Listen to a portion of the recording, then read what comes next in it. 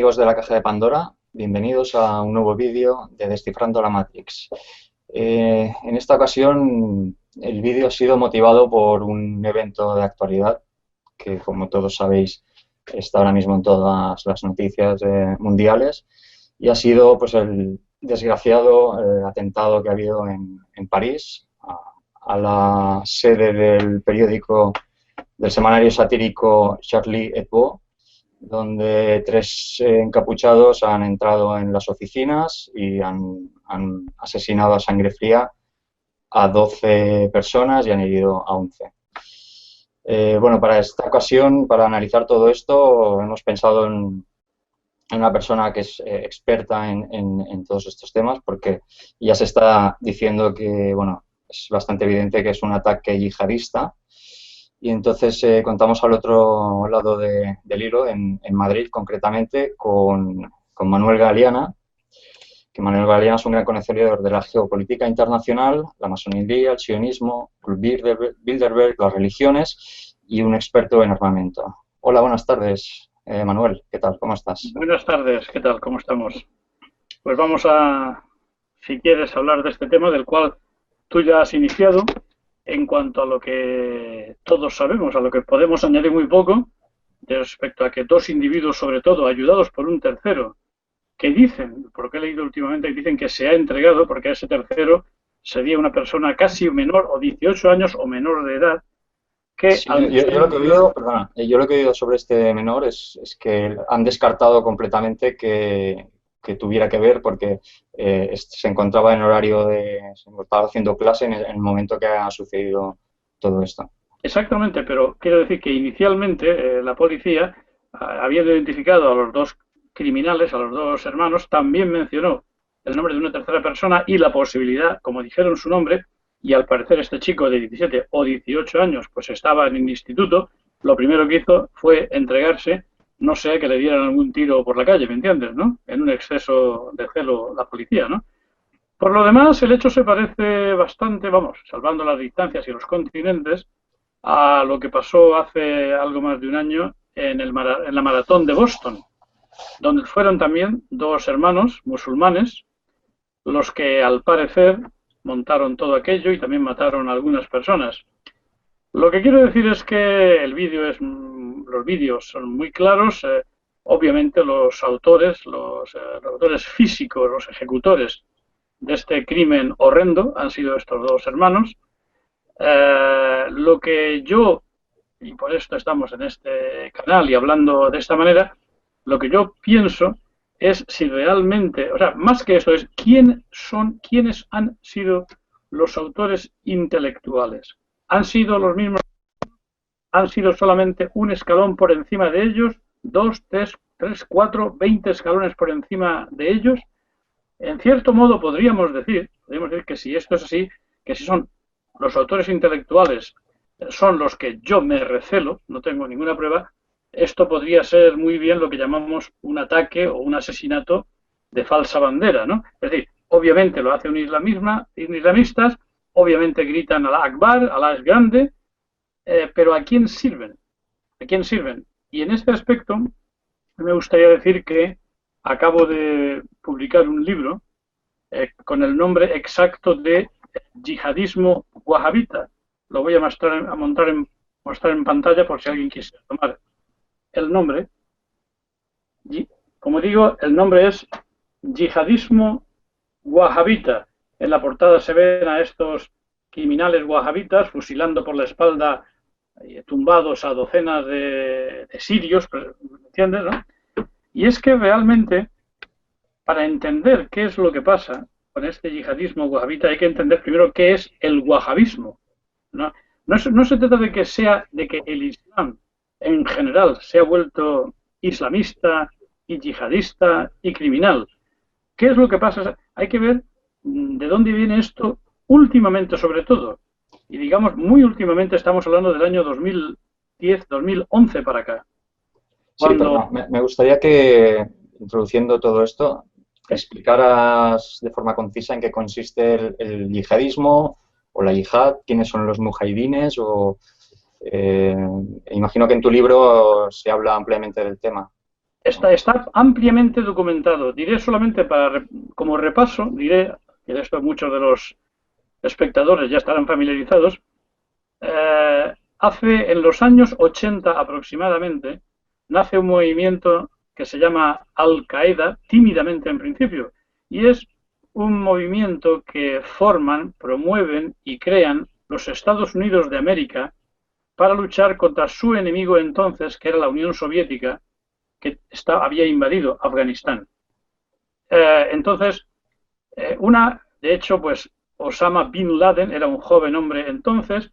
La palabra Al-Qaeda significa la base, pero no la base militar, sino la base de datos que ayudaba a proporcionar el señor Bin Laden y otros saudíes para entrenar junto con los americanos a afganos que obviamente fueron, bueno, fue cuando se convirtieron en talibanes más conocidos y cuando pudieron, con la ayuda de los americanos, ir expulsando a la Unión Soviética de su territorio. Ese es el origen inicial de Al-Qaeda.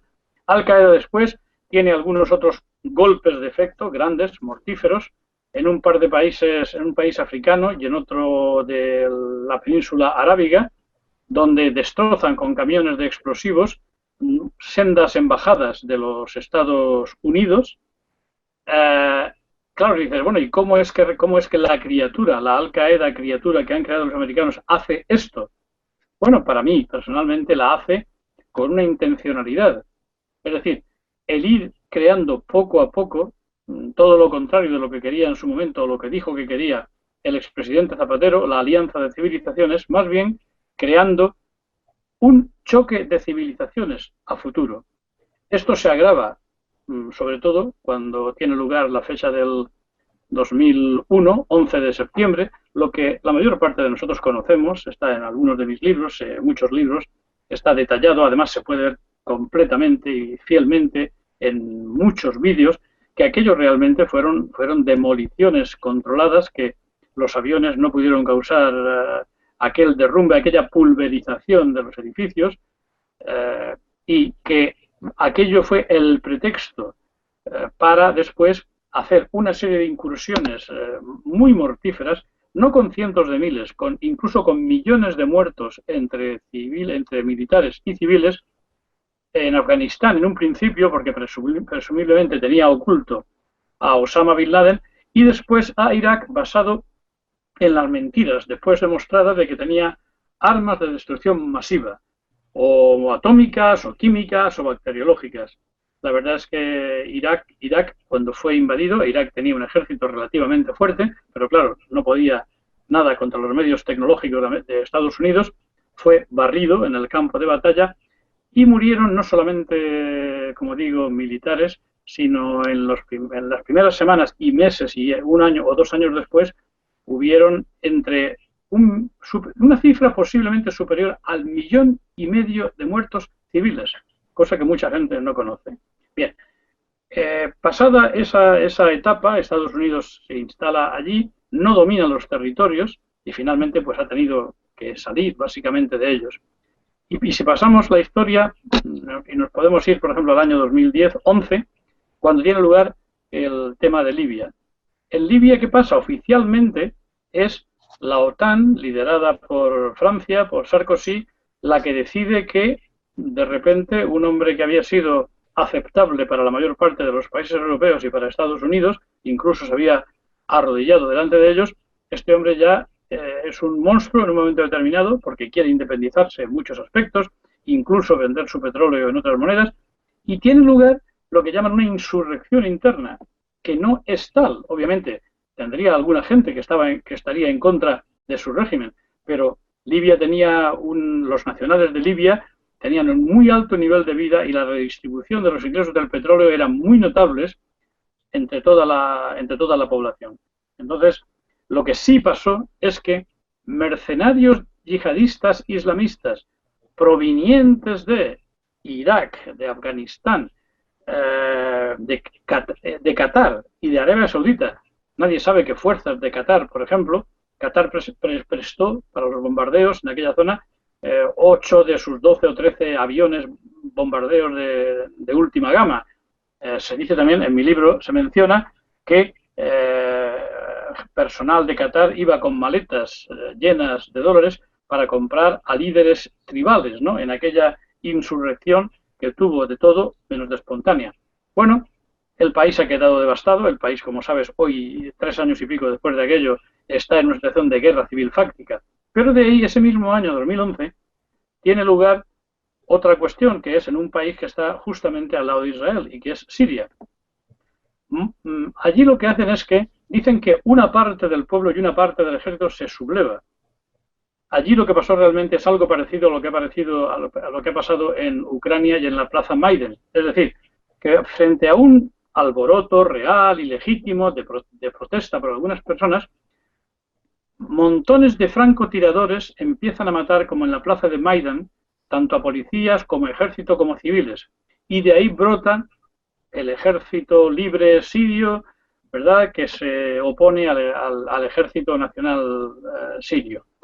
Pero no solamente esto, empiezan a llegar entonces islamistas, yihadistas, desde Libia, que estaba recién terminado el conflicto, y también de Irán, Afganistán, Pakistán, no solamente de muchos países islámicos, pero también de muchos países europeos. De hecho, se sabe perfectamente que el número mínimo de europeos, y eso contando solamente a franceses, ingleses y españoles, islámicos que están luchando en la yihad en Siria, son más de 5.000.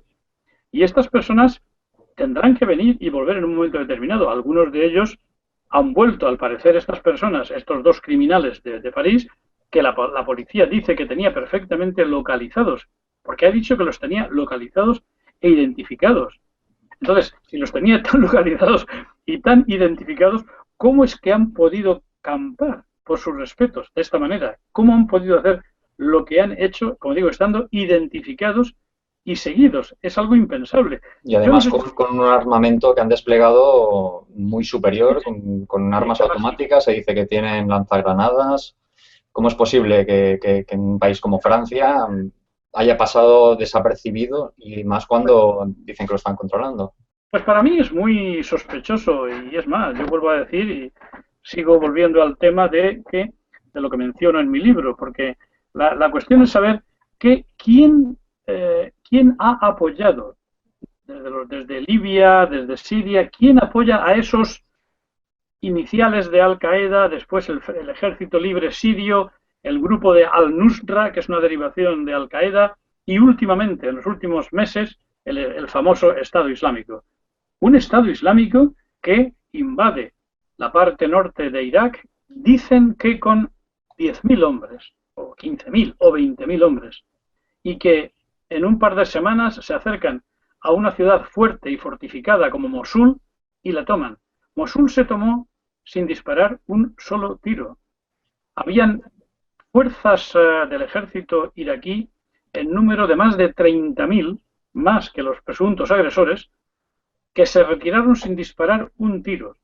Esto tiene que ver con diversas cuestiones étnicas y religiosas dentro de Irak, porque la mayor parte de los oficiales todavía eran oficiales, digamos, adictos al antiguo régimen de Saddam Hussein, que eran sunitas, baasistas y sunitas, mientras que con el cambio de poder, digamos, el 60% de la población en Irak es chiita y está más cerca ahora de lo que es Irán.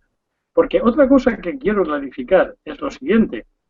Esta gente, estos yihadistas, sunitas violentos, tienen igual por enemigo a un católico, a un cristiano, que a un chiita. Los chiitas son igual de pecadores, igual de obscenos que los católicos.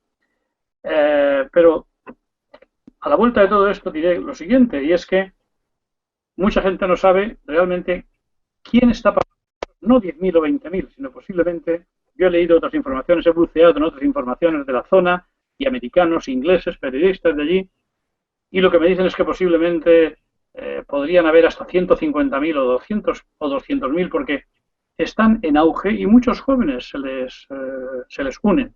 Pero, ¿quién financia todo esto? Muy claramente está descrito en el libro que son los dos estados que tienen una religión y una política wahabita, que son Arabia Saudita y Qatar.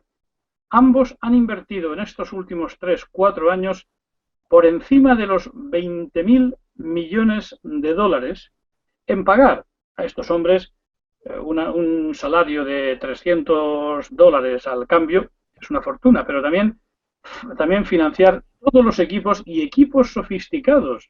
Por ejemplo, gente del Estado Islámico acaba de derribar hace unos días a un avión jordano con un piloto jordano con misiles de última generación que son fabricados en Estados Unidos. Es decir, como digo, financiación de toda esta melé, de todo este yihadismo islamita wahabita, de dos estados wahabitas como son Arabia Saudita y Qatar. Territorios que han puesto y siguen poniendo hoy día sus países, las fronteras de sus países, para entrenamiento militar de estos yihadistas criminales son Turquía y Jordania, por el norte y por el sur de Siria, y también por el norte de Irak, ¿no? Y las personas, los países que han puesto los entrenadores militares y el armamento, la venta de armamento, son principalmente Francia, que está sufriendo en sus carnes ahora parte de esto, Gran Bretaña y Estados Unidos. Este es el grupo que de manera antinatural están colaborando inicialmente en Siria, y ahí eran, digamos, de alguna manera eran amigos, ¿no? Amigos de Siria, amigos de Arabia Saudita, amigos de Francia. O sea, en Siria estos criminales, como los describe el presidente Putin de Rusia, come hígados y come corazones, estos eran los buenos, porque luchaban siguen luchando contra un malo, que es Bashar al-Assad. Pero en cuanto entran a Irak, ya no son buenos, ahí ya son malos. ¿Por qué? Te preguntas. Bueno, en la parte en la contraportada de mi libro, se puede ver claramente, lo voy a mostrar aquí, hay un anagrama, una espada y unas letras en árabes, mostrando que el wahabismo es la espada, el brazo armado que defiende los intereses del Estado de Israel. Existen artículos incorporados en el libro como por ejemplo, la alianza forjada en sangre entre Arabia Saudita e Israel, o como, por ejemplo, ya en los años 17 y 18 del siglo pasado, de la declaración Balfour, no solamente eran los británicos los que querían crear el hogar nacional judío, sino que también el sionismo internacional se fotografía y recoge declaraciones y tratados con Faisal de Arabia, es decir, el arabismo de Arabia Saudita se compromete por escrito y con contratos y con acuerdos a que ellos también están ya en el año 17 y 18 a favor de la creación de un hogar nacional judío. Es decir... Y esto, a nivel religioso, ¿cómo casa todo esto? ¿Que es el enemigo de mi enemigo es mi amigo o cómo...? Bueno, principalmente por lo siguiente. Por un lado, Arabia Saudita, a quien tiene un pánico loco, es a Irán. Irán es un país con 80 millones de personas, una gran potencia económica y militar, a la cual, digamos, en los últimos años, desde la caída de Saddam, se le une de alguna manera ese 60% de población iraquí. Forma el mundo chiita. Y ahí hay una gran pelea, hay una gran disputa, te digo que entre sunitas y chiitas hay grandes diferencias. Te diré que la mayor diferencia, la diferencia principal existe o reside en lo siguiente. Por ejemplo, el catolicismo tuvo sus escisiones protestantes porque el catolicismo decía que la salvación le viene al ser humano por las obras que realiza, mientras que la Reforma luterana y otras sectas protestantes hablan de que el ser humano se salva por la fe. Tú crees, tienes fe en Dios y las obras es lo de menos. Pues en el Islam es al revés, es decir, el sunismo es el que habla de la salvación por la fe y es el chiismo, digamos, semi-herejía, según los sunitas, los que dicen que la salvación viene por las obras. Es decir, que en ese aspecto el chiismo sería lo más parecido teológicamente al catolicismo. Y ten en cuenta que existe esa rivalidad tan grande entre Irán y Arabia Saudita. Pero por otra parte, ¿cuál es la razón por la cual Turquía está tomando este posicionamiento, dejando que se entrenen los yihadistas en su tierra, dejando que los cargamentos de armamento sofisticado pasen por su tierra también para orientar? Bueno, pues porque el amigo Erdogan, el masón Erdogan, lo que tiene interés es en hundir el régimen sirio.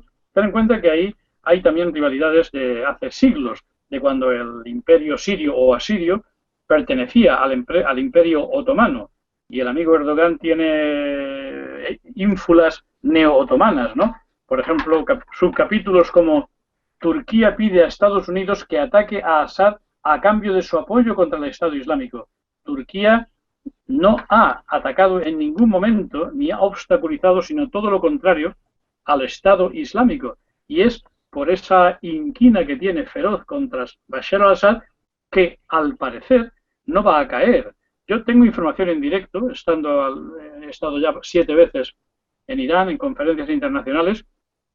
Hace 1 año y medio, o un poco más, coincidí en una de las conferencias con un reportero iraní, que era cámara y reportero, ambas cosas, y él me decía que iba bastante a menudo, iba a Siria e iba con los soldados de primera línea sirios. Y me contó una cosa que me dejó realmente un poco patidifuso. Yo la voy a contar tal como él me la dijo. Dice, una vez que tienen lugar las escaramuzas, pues quedan unos cadáveres de la batalla sobre el suelo. Y avanzan los soldados sirios sobre los cadáveres y miran, revuelven qué llevan debajo de la vestimenta, qué llevan en la, ¿verdad? Y en bastantes de ellos no te puedes imaginar la clase de cosa que se encontraban y que este hombre había filmado. Muchos de estos yihadistas, criminales y alocados, llevaban encima ropa de lencería de París, braguitas y sostenes para las vírgenes, para las huríes que les iban a recibir en el paraíso cuando murieran en la lucha por Alá. Esto no es un cuento, te estoy contando algo de primera mano, de un testigo, de un reportero presencial, un chaval de unos 32 años, 33 años, que me dice, yo voy de vez en cuando, voy con las tropas sirias y me encuentro esto, y lo veo y lo firmo, yo te lo cuento, por si tú lo quieres contar en algún día. Esta es la mentalidad de esta gente, ¿no? Aparte de que están, como digo, financiados, aparte de que, pues no sé, pero vamos, fundamentalmente, y además, en mi libro Yihadismo Wahhabita, lo que sí pueden las personas que puedan comprar el libro se puede comprar ya en un par de librerías, una en Madrid, Librería Barbarroja, y otra en Barcelona, la Librería Europa, pero a la vuelta de un par de semanas va a estar, como todos mis libros, en la Casa del Libro, ¿no? Y tiene aspectos muy interesantes, porque el subtítulo de mi libro es "Y sus raíces sionistas y talmúdicas". Muchos de mis libros hablan sobre el sionismo, se puede creer que yo estoy obsesionado con esto, pero al leerlo es que se va a dar uno cuenta de que, por ejemplo, de que wahhabismo viene de Mohammed Abdel Wahhab, que fue un señor que vivió en el siglo XVIII. Este hombre crea teológicamente una doctrina oscurantista y represora y criminal que se enfrenta directamente con las 4 escuelas de la Umma del Islam, con las 4 escuelas de jurisprudencia normales. Yo no voy a entrar en teología ni voy a defender el Islam, ni mucho menos, pero bueno, ellos en su forma de jurisprudencia tienen 4 escuelas que son incluso un poco diferentes, pero Abdel Wahhab se enfrenta totalmente a ellos y además entronca matrimonialmente Abdel Wahhab con la familia Saud, te estoy hablando de 1750. Se casa con la heredera de los Saud, que son los que rigen actualmente Arabia Saudita, y así forman inicialmente el primer embrión religioso, financiero, militar, que ha dado lugar hoy día, 200 y pico años más tarde, y muchas vicisitudes, a que Arabia Saudita tenga eso, una religión wahhabita, Qatar, con otros intereses, pero también tenga esta religión wahhabita. Para darte una idea, el wahhabismo lo que quiere es que incluso pues hicieron cosas ya hace más de 100 años, como romper y profanar la tumba del profeta, de la casa de la mujer de Mahoma, o sea, todo lo que eran tumbas o mausoleos, ¿verdad? O sitios o donde reposaban, digamos, hombres santos del Islam, todo esto fue removido, fue devastado por los wahhabitas. Se trata, como digo, de una herejía y de una herejía violenta.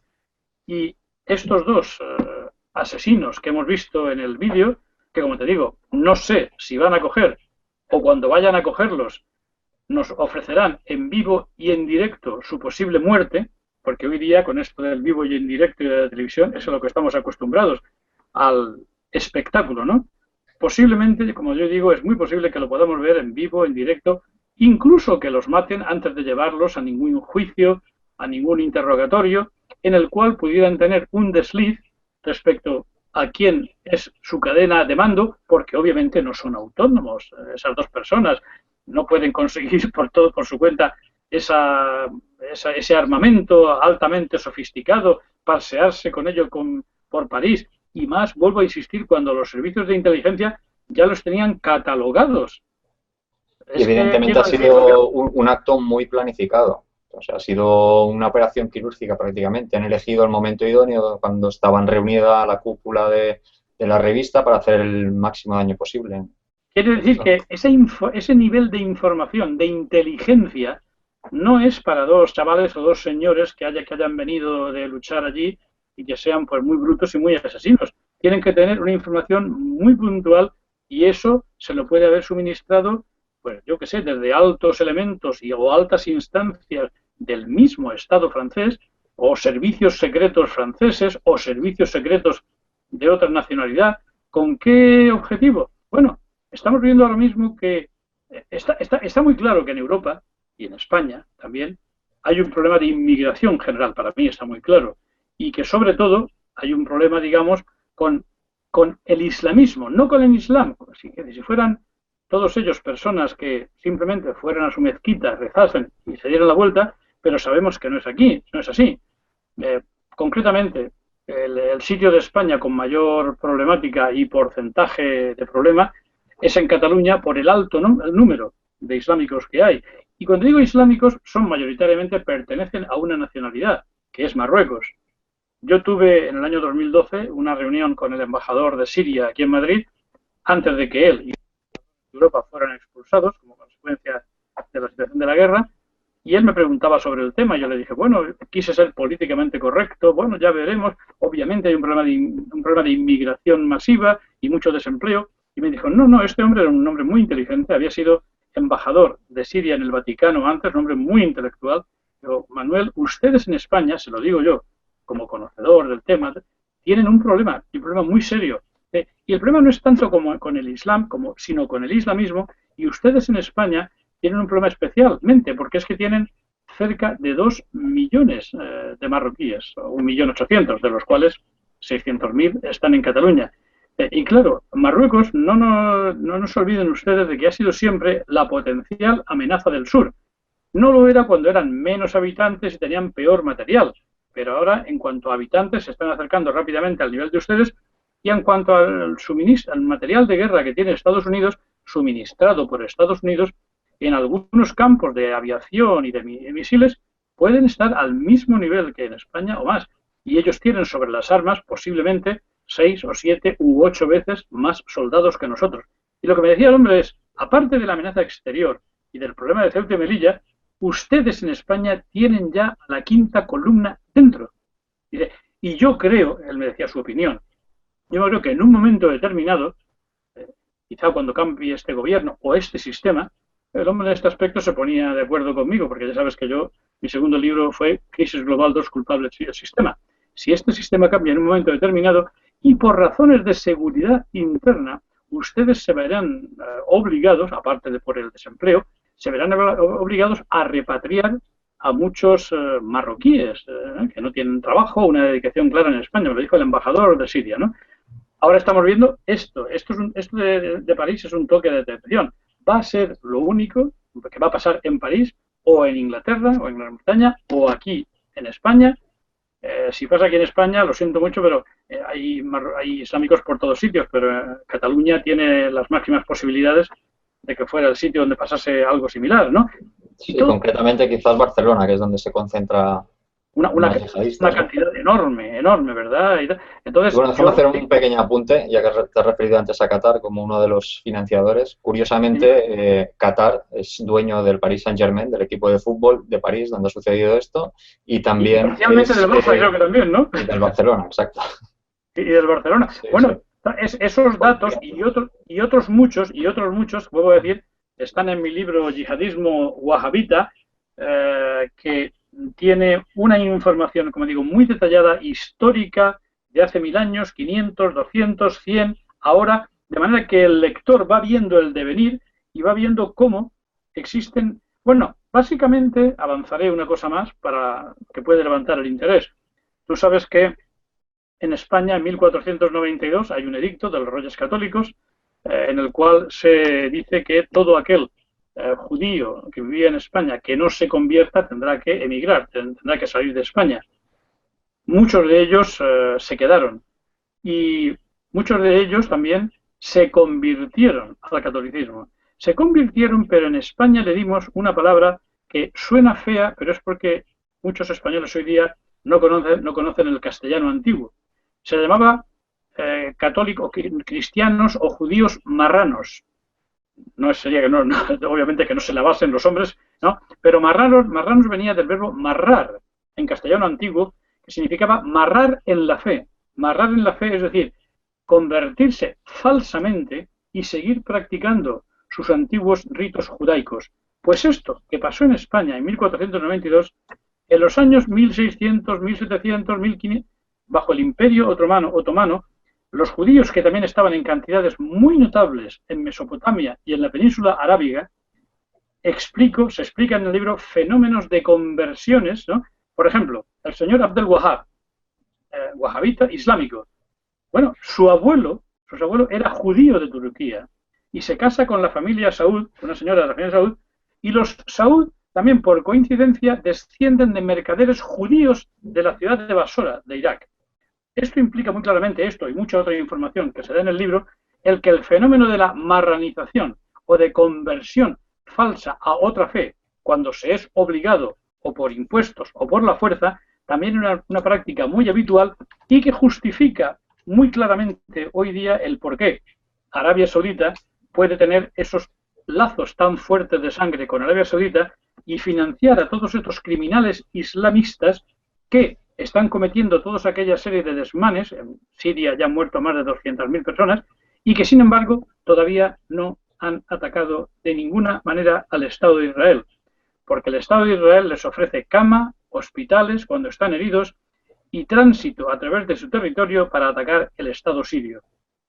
En 1100 y pico años después, en 1606, tuvo lugar la expulsión de los moriscos, que eran los moros, los musulmanes que se habían quedado en España, pero que finalmente, 100 y poco años después, el emperador entonces, Felipe II sería, Felipe II creo, pues ordenó también la expulsión de los moriscos porque veía que la convivencia entre cristianos y musulmanes no era la adecuada y causaba, bueno, fueron decisiones que fueron tomadas hace ya 300 y pico, 400 años, y que están ahí.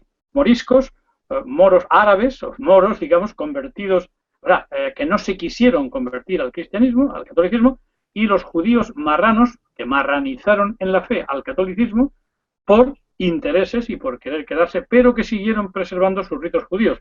Igual que seguramente todos estos wahabitas o la familia Saud o gente que muchas personas no lo saben, en los años 16, 17 y 18, cuando tiene lugar la revolución rusa, que más bien fue una revolución judía, porque tanto Lenin como Trotsky eran judíos, como 9 de cada 10 comisarios políticos eran judíos, pues la revolución turca, de los jóvenes turcos que derroca finalmente el Imperio Otomano, la lleva a cabo finalmente Mohamed Kemal Atatürk, el que hace un Estado laico finalmente. Pero es que el señor Atatürk, como está claramente contenido en este libro, también era de raíces judías, de origen, sus padres eran judíos de Salónica. Es decir, y bueno, en aquellos momentos el sionismo, el judaísmo, no solamente aprovecha para hacer esa revolución rusa, que fue más bien una revolución bolchevique judía, sino que también con el Imperio Otomano utiliza a una persona de ascendencia judía, y como digo en el libro, cuya canción preferida de cuna y de mayor era Yemal Yisrael, para llevar a cabo el cambio aquel en Turquía a un Estado laico, como ha sido hasta ahora. Ahora ya no, ahora ya, aunque el presidente Erdogan es kemalista, pero es islamista moderado, ¿no? Y los mismos moderados deben de entenderme que son aquellos que no se comen los hígados ni los corazones, ¿no? Y una cosa que tenía que comentar, una anécdota que comento al final del libro es que hace pocos años el rey de Arabia Saudita estuvo en Moscú, se reunió con el presidente Putin y al final de la conversación de política que tenían, le pidió un favor. Le dijo, mire, yo quiero invertir aquí en Moscú y querría edificar, comprar unos terrenos, edificar una mezquita. Imagino que usted no tendrá problemas, ¿no? Lo podré hacer. Y le dijo el presidente Putin, bueno, yo a eso no tengo ningún problema, la verdad, ninguna. Dice, me imagino que usted me va a dejar también que yo, en reciprocidad, construya una iglesia ortodoxa, que es nuestra religión, cristiana ortodoxa, en su país. Y a esto le respondió el rey Saud, bueno, no, pero eso no puede ser. ¿Por qué? Le pregunto, ¿pero por qué?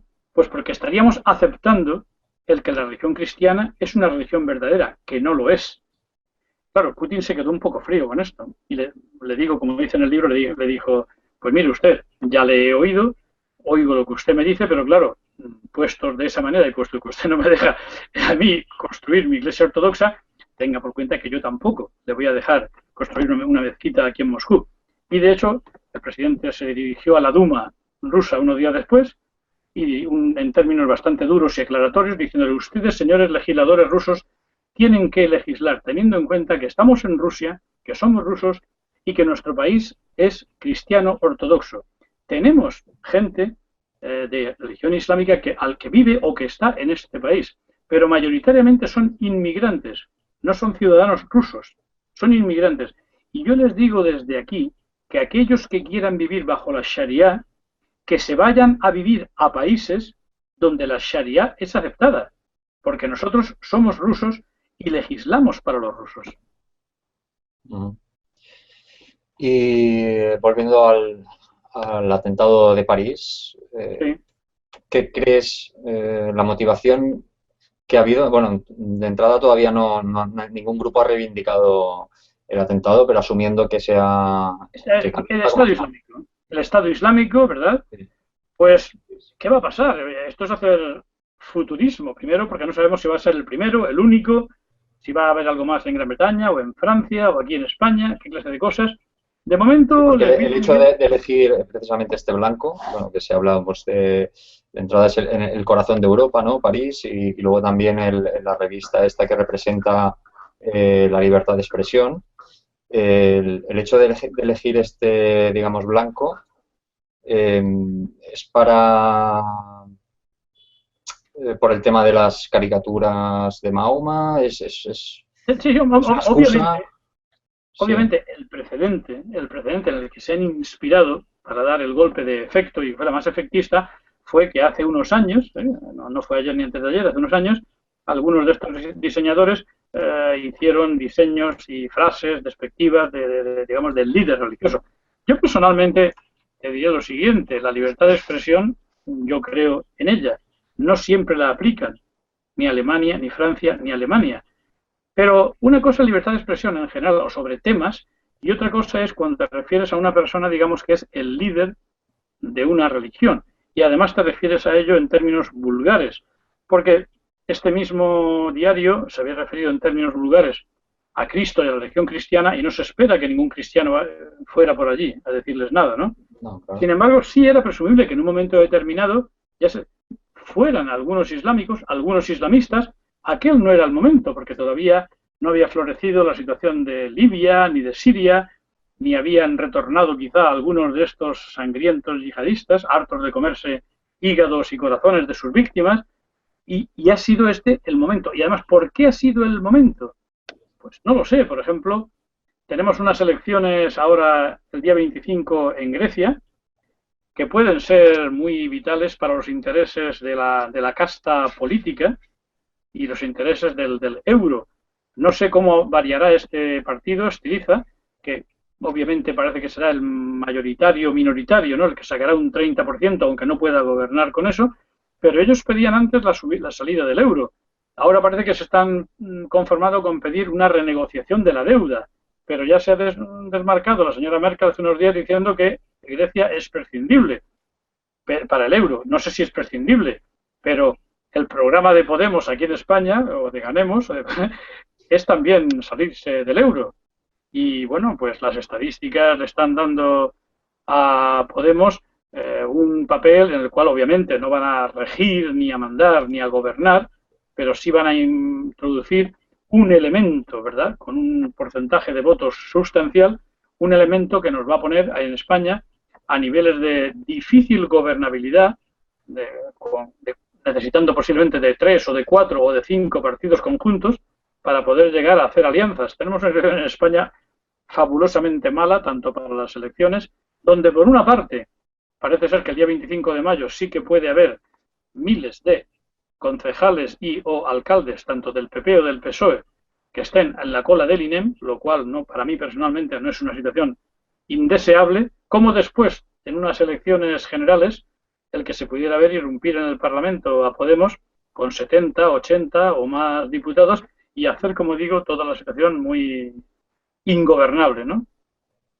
Vale, entonces, Ya digo, no sé cuál es el objeto, es muy pronto, esto ha pasado hace un poco más de 24 horas. Vamos a ver, de momento ha servido para que todos los políticos de todos los países hagan declaraciones, se pongan rectos delante de la pantalla y decir que esto es horrible. ¿Es horrible? Bien, pero no critican y no condenan, solamente condenan el acto, no condenan el islamismo yihadista, ni nos hablan de ello.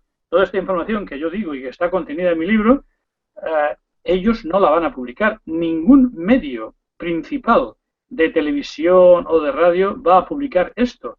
Es igual que existe un pacto de silencio en los grandes medios, igual que cuando el otro día el joven policía de 28 años fue tirado bajo el metro en Madrid. Lo fue toda la información inicial solamente más tarde. Un individuo, una persona, fue a identificar a un individuo. No se dijo que era un inmigrante, posiblemente ilegal, porque eso no es políticamente correcto, ¿me entiendes, no? Hablar de la inmigración, y más si es ilegal, bueno, y con esto del islamismo ya te digo, para mí es un toque de atención y además, o querer provocar, para mí querer provocar el soliviantar y el enfrentar a los musulmanes y a la inmigración en general contra los autóctonos del país, porque en Francia hay un 10%, hay 6 millones de islámicos. Por pequeños porcentajes, muy pequeños porcentajes que pueda haber de locos y de fanáticos, ¿qué puede pasar? Como puede haber un mimetismo a otros niveles más pequeños en diferentes partes del país, de España, perdón, de Francia. Es posible, es muy posible. Estas cosas son contagiosas, ¿me entiendes, no? ¿y puede llevar a algún cambio de legislaciones, refuerzar la seguridad y Bueno, diferentes... y obviamente, como ataque que yo creo que es en ese aspecto de falsa bandera por la presumible autoría intelectual, lo que va a llevar, en todo caso, es a una mucha mayor privación de libertades, ¿no? Restricción de libertades en aeropuertos, en medios. Tú vas a ver a mucha más policía, a mucho más ejército en Francia patrullando, en España. Vamos a Claro, ver la esto. pregunta es si es durante estos días o se va crees que se va a incrementar todo esto ya, bueno, como sucedió en el 11S, que a Bueno, partir de ese día es que cambiaron las ten en cosas. cuenta que estos islamistas yihadistas ya llevan tiempo diciendo, bueno, una de las cosas que incluyo en el libro es el mapa del Estado Islámico que ellos quieren. Obviamente, por la parte occidental, toda la península ibérica, tanto España como Portugal, están dentro de su mapa de Estado Islámico. Dicen que iban a venir, que iban a venir. El caso es que no tienen, digamos, no tienen. Sí, vamos a pensar en términos militares, que yo me he dedicado muchos años a este tema, a este campo. Estados Unidos puede entrar en un país como Irak con un ejército de 500.000 de hombres, fuerte, con tanques, organizado, pero claro, con sus medios superiores tecnológicos lo barren en un par de semanas. Y sin embargo, no pueden barrer como podrían una fuerza de 20 o 30.000 o 40.000 hombres que tienen algunos misiles contra aviones y que tal y que cual, tienen un armamento avanzado, sofisticado, pero que incluso no es tan fuerte ni tan disciplinado como lo sería el ejército iraquí. Pero De quizás hecho, porque no está localizado en un punto concreto, está más disperso, es más difícil identificarles. ¿Puede ser eso? vamos a ver. El ejército iraquí cuando invaden no está en un solo punto enfrentando a los americanos, está por todo el país y en todo el país le van dando jaque mate. Esto podría ser hecho perfectamente. Hay dos países que no se han significado. Sí, pero me refiero a que el ejército pues es bastante identificable, pero los yihadistas pues pueden pasar por población civil tranquilamente. No son claramente identificables en ese sentido. Bueno, ¿sabes lo que pasa? Que precisamente por eso, quienes tienen que terminar y librar esa guerra y ganarla, espero, tanto en Siria, las fuerzas leales a Bashar al-Assad, como en Irak, son los mismos nacionales del territorio que sí conocen, sí pueden identificar, no como los soldados americanos, a quiénes son y quiénes no son civiles, ¿no? Por cierto, que digo, que hay un par de cosas todavía pendientes en esa zona. No han entrado en la coalición americana ni la apoyan ni Rusia ni China. Porque no, primero porque ellos no quieren, China no quiere, China ve el juego de Estados Unidos perfectamente. Rusia ni siquiera ha dicho nada porque tiene intereses en Siria y una base militar marítima y otros intereses. Pero China sí le ha dicho hace 2 semanas, algo más de 2 semanas, al gobierno iraquí: señores, nosotros no vamos a formar parte de esa coalición americana que no nos gusta nada ni es efectiva. Pero si ustedes quieren que nosotros, China, enviemos aviación y tropas, pídanoslo que lo haremos. Los iraquíes no lo han hecho todavía. ¿Por qué? Porque saben que se enfrentarían a los americanos. Que todo está ahí en tablas. Claro, ten en cuenta lo siguiente, que es que para un puñado, porque son un puñado, aunque sean 30 o 50.000 o 100.000 de locos y de asesinos, lo que nos está diciendo altos personajes norteamericanos de la CIA y del Pentágono es que ahora estamos en una guerra contra el terrorismo del Estado Islámico que puede durar entre 10 y 30 años. Eso es lo que conviene a la industria armamentística americana, eso es lo que conviene para seguir devastando a dos países como Siria e Irak, y si es posible, algunos de los países que han prestado las bases como Jordania, muy posiblemente también están en peligro, y su sueño sería meterle mano a Irán. Pero Irán ya ha dicho, tenemos las fronteras bien vigiladas, como se acerque el Estado Islámico a menos de 20 o 30 kilómetros, atacaremos y los destruiremos. Y no lo hacen, ¿no? Y que por aquella parte del mundo la cosa sigue con las armas, las hachas en alto. Aquí en Europa, ya te digo, Francia, 6 millones de islámicos. Pero en España es que hay cerca de 2 millones de islámicos también. ¿Y qué estará pensando esta gente o mucha de esta gente? No mucha, vamos a decir solamente que fuera un porcentaje del 1% que tuviera este carácter alocado. 1% de 2 millones en España, pues no dejan de ser 20.000 personas. O un 2% en Francia no dejan de ser 100 o 120.000 personas que puedan estar alocados. ¿Qué van a poder hacer? ¿Qué estarán pensando? ¿Cómo tú y yo podemos ser mártires mañana o intentar quedar bien o ir rápidamente a Alá y subir al cielo y reunirnos en el paraíso con las huríes y con las vírgenes? Tú no piensas en esto, ni yo tampoco. Pero muchos de ellos, o bastantes de ellos, te aseguro que hoy día en Francia y en España lo están pensando. Y digo, más que nada la gente lo que tiene que hacer es formarse e informarse. Y como es muy difícil porque en los medios principales no hay esta información, yo recomiendo que si es posible adquieran el libro El yihadismo wahhabita de Manuel Galeana en estas dos librerías que he mencionado, pero también en la Casa del Libro a partir de dentro de pocos días. Uh-huh. Es que, claro, esta manera de actuar que tienen para los occidentales nos deja completamente desarmados. Porque esta sangre fría, ¿cómo se combate contra esto? ¿O cómo te proteges de algo, de este tipo de terrorismo? Difícilmente, muy difícilmente. En España, ya te digo, la solución que me dijo a mí el embajador de Siria en su tiempo, en su momento, que habrá que repatriar a inmigración en general y dentro de ello, sobre todo, a inmigración marroquí por ser la quinta columna, es algo que posiblemente pase en un futuro. En Francia lo tienen más difícil porque ya son de segunda y de tercera generación, ¿eh? La verdad es que vamos a tener que ir viéndolo en las próximas semanas y próximos meses, pero yo auguro el que vamos a ver todavía cosas mucho peores que las de hoy dentro de Europa en el tema yihadismo islámico, y es porque no son personas que no piensan como tú ni como yo. Te vuelvo a decir, piensan, como me dijo a mí el reportero aquel iraní, en llevar encima sostenes y braguitas de alta lencería de París para entregárselo a las vírgenes y a las huríes que les recibirán en el paraíso cuando mueran por Alá. No puedes esperar que la mayor parte de estas personas que les den un sueldo de 200 o 300 dólares, que es una fortuna para ellos, que les permitan el hacer rapiña, el hacer sabotaje, el hacer violaciones de mujeres por donde van, acostumbrados a esto, para ellos es una parte de la vida que no iban a tener nunca cuando no tenían un trabajo. y así van a vivir o un mes, o 2, o 3, o 10, o un año, o 2, un tipo de vida increíble. Estos dos criminales de ayer seguramente ya han estado en aquellos frentes de batalla, vienen de disparar muchas veces. Es impresionante la forma en la cual al policía herido, que está herido solamente de pasada, ¿no? Pero de pasada, casi y sin mirar, suplicando por su vida. lo remata. Quiere decir que es un manejo de las armas.